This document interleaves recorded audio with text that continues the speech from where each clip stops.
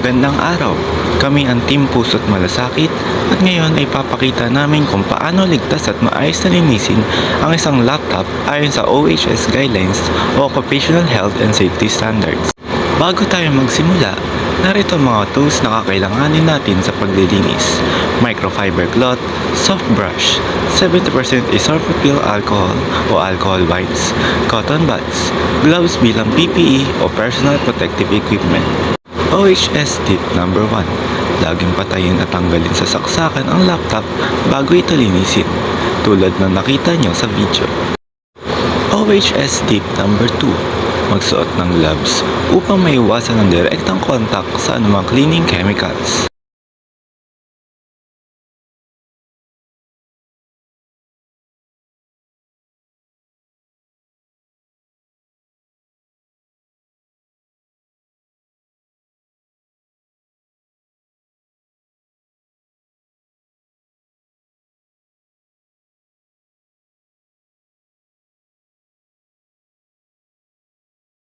Tara, simulan na natin. Una, gamit ang soft brush, aalisin natin ang mga likabok sa pagitan ng mga key ng keyboard.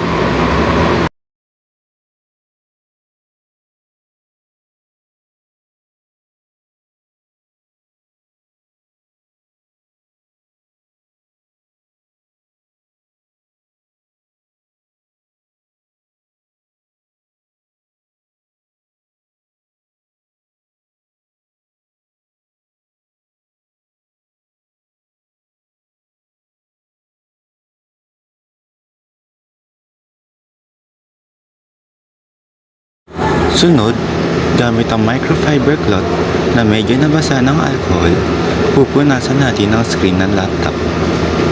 Siguraduhin hindi masyadong basa ang tela at huwag mag-spray ng liquid ng direkta sa laptop. Iwasan mabasa ang mga port at bukasan ang wheels. Pwede rin gumamit ng cotton buds para linisin ang gilid ng touchpad at singit-singit ng keyboard.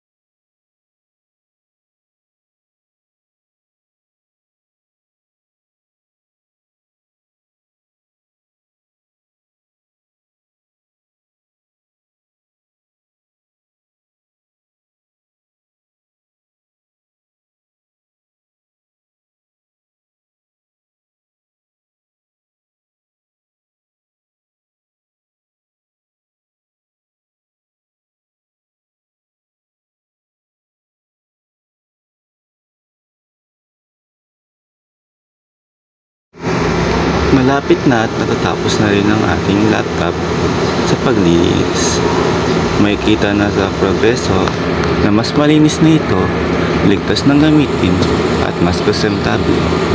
Huwag kalimutan ang mga OHS guidelines sa bawat paglilinis ng electronic devices upang mapanatiling ligtas ang ating sarili at ang ating kagamitan. Maraming salamat sa panonood.